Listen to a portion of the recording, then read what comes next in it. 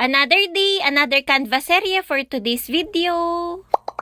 Gamit nga lang ang aking cellphone ay mag-i-edit ako dito sa Canva na app. Pinili ko nga yung document na E4 tapos nag-create blank. At una ko ang naisip na ilagay dito ay itong roadmap. Gagawa nga ako ng activity na tinatopic sa school at dapat din malaman ng mga bata. Ito nga yung iba't ibang makakatulong natin sa pamayanan. Sobrang simple lang naman ito mga mare at for sure na madali itong matutunan ng mga bata dahil napapanood din nila ito. Pero syempre iba pa rin kapag may interaction tayo sa kanila. Yung tipong habang nakikipaglaro tayo ay meron silang natututunan. Anyway, ayan nga at naglagay na ako ng iba't ibang establishment dito. Tapos naglagay na nga rin ako ng Filipino at English na label. Sa panahon nga ngayon ay napakagagaling na mag-English ng mga bata kaya kapag nag-aral na sila ay nahihirapan na sila mag-communicate sa Tagalog. Struggle talaga mga mare dahil ranas ko ngayon na nag-aaral na si Kuya Sio. May mga Tagalog na salita nga na hindi niya masyado maintindihan kaya minsan mababa siya sa exam. Anyway, naglagay na nga rin ako ng label dito sa taas at bilog na nga rin tong napili ko. Dinisignan ko na nga rin gamit itong effects. Mas maganda talaga na itong outline yung gamitin sa mga header kasi mas basang-basa yung words. Kung ayaw nyo naman na mag-edit pa, ay meron din yung pagpipilian sa mismong text na naka-format. So, ayan, naglagay nga lang ako dito ng header na community helper, tapos sa baba naman mga katulong sa pamayanan. Tapos, nag-add pa nga ako ng isa pang template para dito ko ilalagay yung mismong image ng mga community helper. So, depende na lang sa inyo kung gusto nyo tong gayahin o kaya dagdagan. Ayan, napakadali nga lang at isisave ko na yan dito sa aking cellphone. Sundan nyo lang yung mga arrow ko dyan sa screen kung paano ko to din-download for free. Tapos, syempre, pagka-save ko dito sa aking cellphone, ay transfer ko naman yan dito sa computer para ma-print. A4 na papel lang lagi yung ginagamit ko sa pag-print ng mga activity na ginagawa ko. So, nung ma-print na nga, sunod ko naman ginawa ay ginupit ko tong mga image. Ganto nga lang sana yung pagkakagupit ko kasi mas maganda yung wala masyadong puti sa gilid. And then, kumuha na nga ako nitong laminating film dahil maglalaminate ako gamit nitong pangmalakasang plancha at towel. Yes, mga mare, kahit wala tayong laminating machine ay kayang-kaya natin gumawa ng mga gantong activity sa bahay. Ilapat lang natin na maayos itong plancha para malagyan ng sapat na init itong mga film. Sobrang bilis lang gawin nito mga mare at maya-maya nga kapag transparent na ay okay na yan. Tapos sunod ko naman na ginupit yan ng ganto para maghiwa-hiwalay. Nung okay na nga sa pagkakagupit ay lalagyan ko naman yan nitong hook magka-partner na nga to at may sarili na rin tong pangdikit kaya hindi na kailangan lagyan. Sobrang dali nga lang din itong gamitin at ito talaga yung must-have kapag gumagawa ng mga gantong activity. Bali dito ko nga yan nilagay sa taas ng label para basa pa rin. So nung matapos na nga ayan at naglaro na yung bata. Super nice talaga nito mga mare at nung pinakita ko nga to kay Sia ay tuwang-tuwa siya. Pwede rin kayo maglagay dito ng mga road sign o kaya vehicles na dagdag kaalaman sa mga bagets. O diba? Kayang-kaya natin gawin yan sa bahay. Sana nakatulong tong video ko sa inyo. Yun lang. Ingat lagi.